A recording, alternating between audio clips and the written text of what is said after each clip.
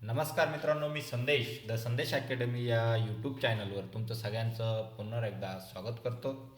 आज दिनांक 22 जुलै 2026. तर आज आपण बघत आहोत पोलीस भरती सराव पेपर. आजचा दिवस आपला आहे 13वा मित्रांनो. 2026 आणि 2027 मधल्या लेखी पेपरच्या परीक्षेसाठी आजचा आपला 13वा दिवस आहे. आपला पॅटर्न असतो मित्रांनो, सामान्य ज्ञान, बुद्धिमत्ता चाचणी, गणित, मराठी व्याकरण, चालू घडामोडी या गोष्टी आपण बघत असतो. तर आपलं मिशन आहे सरकारीनोकरी.com, म्हणजे आपल्याला पोलीस भरती होणे आपलं दररोज संध्याकाळी द संदेश अकॅडमी या यूट्यूब चॅनलवर दररोज संध्याकाळी 7 वाजता आपल्याला लेक्चर बघायला मिळतात. त्यामुळे जर चॅनलवर नवीन असाल तर नक्की सबस्क्राईब करा. तुम्हाला नवनवीन पोलीस भरतीचे अपडेट बघायला मिळणार आहे. चला, आजचा आपला पहिला प्रश्न बघूया मित्रांनो. पहिला प्रश्न आहे, खालील विधानांचा विचार करा. राज्यपालाला म्हणजे गव्हर्नरला राज्य विधानसभेचे म्हणजे स्टेट लेजिस्लेटिव्ह असेंब्लीचे विसर्जन किंवा डिझॉल्युशन करण्याचा अधिकार आहे. आणि लोकसभेबाबत राष्ट्रपतीकडे प्रेसिडेंट यासारखा अधिकार नाही आहे. खालीलपैकी कोणते विधाने बरोबर आहेत? फक्त एक, फक्त दोन, एक आणि दोन आणि एक आणि दोन यापैकी एकही नाही. मित्रांनो, विचार करा. 5 सेकंद. 5 सेकंदानंतर मला कमेंट बॉक्समध्ये उत्तर द्या आणि मग सांगा. पण एक लक्षात राहू द्या, याच्यात एक चुकणार आहे मित्रांनो. याच्यात आपलं उत्तर असणार आहे फक्त ए योग्य असणार आहे. कारण राज्यपाल राज्यपालाला राज्यपाल हा राज्यात असतो आणि राष्ट्रपती हे केंद्राचे उद्देशून काम करतात. ओके. आता तसं सांगितलं तर राज्यपालामध्ये राज्यपालाच्या अंडर राज्य विधानसभा,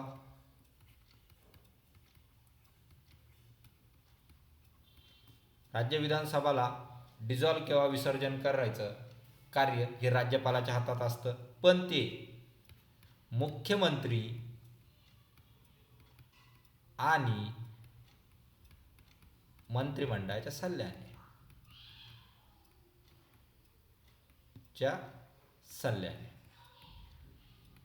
राहील लक्षात. म्हणजे राज्यपालाला राज्य विधानसभेचे विसर्जन करण्याचा अधिकार आहे. म्हणजे आपलं पहिलं वाक्य बरोबर असणार आहे. आता दुसरं सांगतो मित्रांनो, राष्ट्रपतीचं. आता हा प्रश्नामध्ये तुम्ही का चुकले असेल, तुम्ही दोन्ही बरोबर केले असेल. लोकसभा आणि राष्ट्रपतीपुढे प्रेसिडेंट यासारखा अधिकार नाही. तेव्हा इडा आहे, इडं नाही आहे. राष्ट्रपतीकडे अधिकार असतो मित्रांनो लोकसभेचा विसर्जन करायचा अधिकार असतो. तो पण पंतप्रधान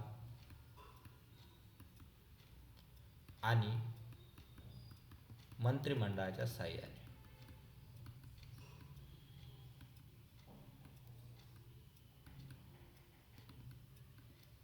राहील लक्षात.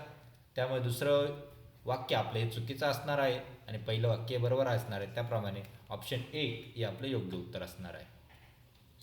पुढचा प्रश्न, निसार कोणत्या प्रकारच्या कक्षेत कार्य करणार आहे? NISAR is a set to operate in which type of orbit? GTO, geostationary transfer orbit, geostationary earth orbit, polar sun synchronous orbit, lower earth ellipse orbit. तर कशात काम करणार आहे मित्रांनो? ते polar sun synchronous orbit. Option क्रमांक C आपलं योग्य उत्तर असणार आहे. तर त्यालाच मराठीत काय म्हणतात? ध्रुवीय सूर्य समकालीन कक्षा.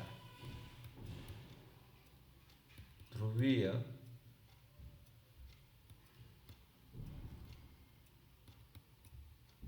सूर्य समकालीन कक्षा. आता हे निसार म्हणजे काय हे पण माहीत पाहिजे. निसार हा नासा, अमेरिकेची कोणती नासा आणि आपल्या ही अमेरिका या USA आणि आपली इंडियाची इस्रो या दोघांच्या संयोगाने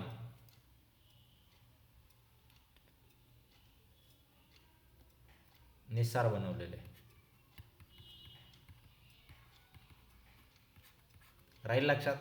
आता निसारचा फुल फॉर्म काय हे पण तुम्हाला माहीत पाहिजे, ते पण सांगतो मित्रांनो तुम्हाला. आता निसारचा फुल फॉर्म माहीत पाहिजे.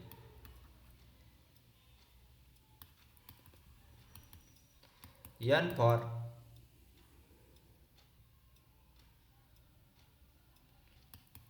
नासा, आय फॉर इस्रो,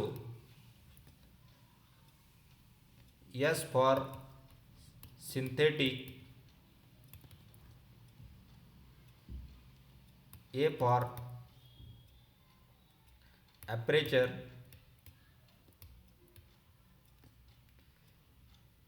आणि आर फॉर रडार.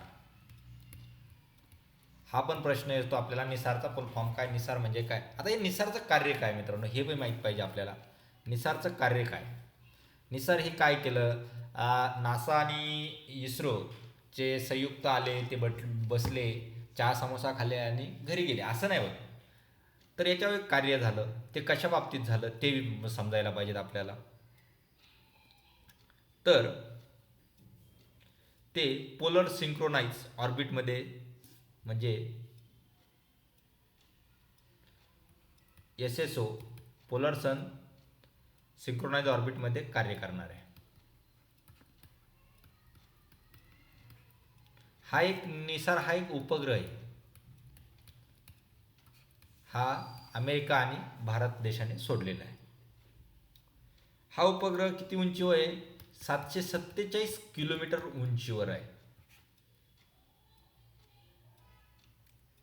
आणि हा SSO काय करणार आहे, पृथ्वीवरील प्रत्येक ठिकाणाचे निरीक्षण, म्हणजे पृथ्वीवरील प्रत्येक ठिकाणाचे निरीक्षण करणार आहे. दुसरं, जवळपास स्थानिक वेळेस, ही एक महत्त्वाचा गोष्ट आहे, जवळपास स्थानिक वेळेस.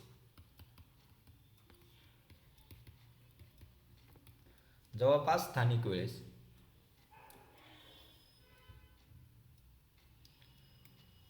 आणि प्रत्येक वेळेला इमेज कॅप्चर करणार आहे. तो काय करणार आहे, इमेज कॅप्चर. आज आपल्याला एड लागलेलं आहे सगळ्यांना सेल्फी काढायची कुठं गेलं, तसंच ते इमेज कॅप्चर करणार आहे. मग त्याच्यामुळं त्याच्या साह्याने आपल्याला काय होणार आहे, तुलना करायला मदत होणार आहे.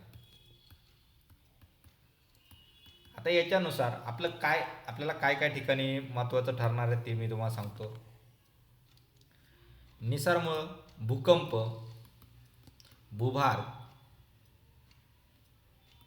भूगर्भीय हालचाली आपल्याला माहीत होणार आहे. हिमनद्यांमध्ये बदल काय होतात ते माहीत होणार आहे.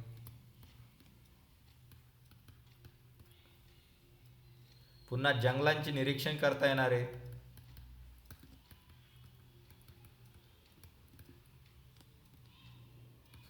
शेती आणि पर्यावरण संबंधीच्या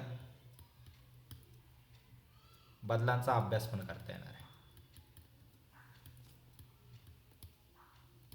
इत्यादी गोष्ट करता येणार आहे.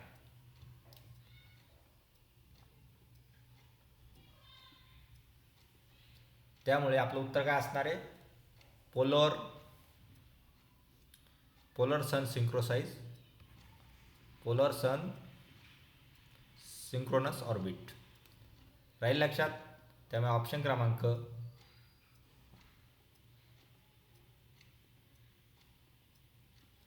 सी आपले योग्य उत्तर असणार आहे.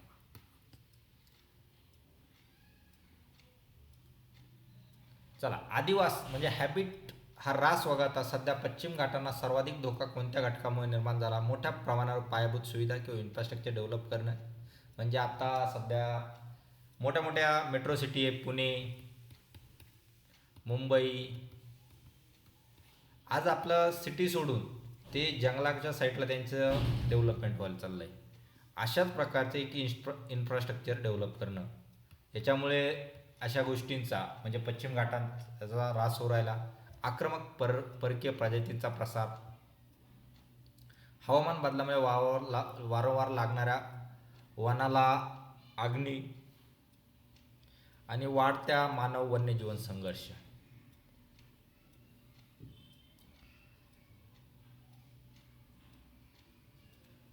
हा आदिवासाचा हॅबिटॅट कशामुळे होतो?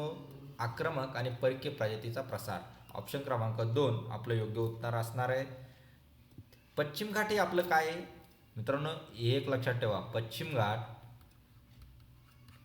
एक युनेस्को जागतिक वारसाचं स्थळ आहे.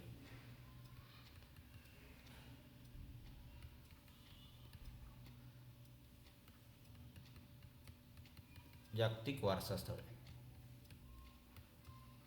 आता मला तुम्हाला एक प्रश्न आहे मित्रांनो, पश्चिम घाटला युनेस्कोनं जागतिक वारसा स्थळ कोणत्या वर्षी इयर्सला प्रदान केलं? हे तुम्ही मला सांगायचं आहे.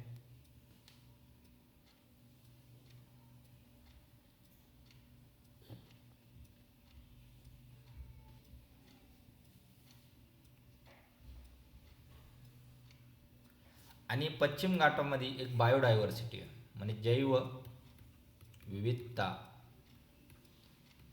आढळते.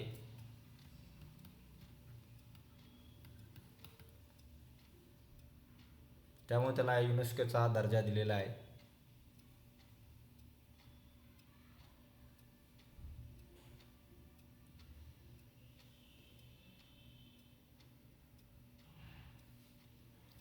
आता आदिवास नष्ट होण्याची कारण काय हे पण मी तुम्हाला सांगतो. आक्रमक परकीय वनस्पती किंवा प्रजाती, त्याच्यामध्ये अशा काही वनस्पती मित्रांनो त्या मी तुम्हाला सांगतो.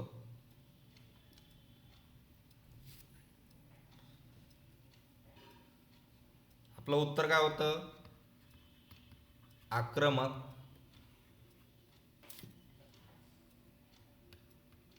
परकीय वनस्पती व प्रजाती. आक्रमक प्रजातीचा प्रसार किंवा वनस्पती व प्रजाती असं पण येऊ शकतं. तर त्याच्यात उदाहरणार्थ कोणत्या वनस्पती हे पण माहीत पाहिजे. लँटेना, दुसरी वनस्पती आहे लँटेना कॅमरा,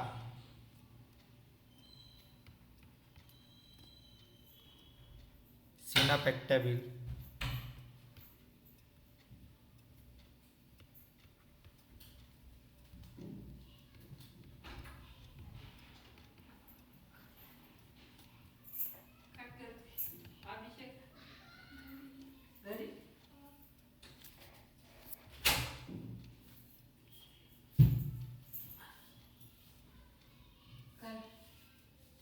काय माहिती.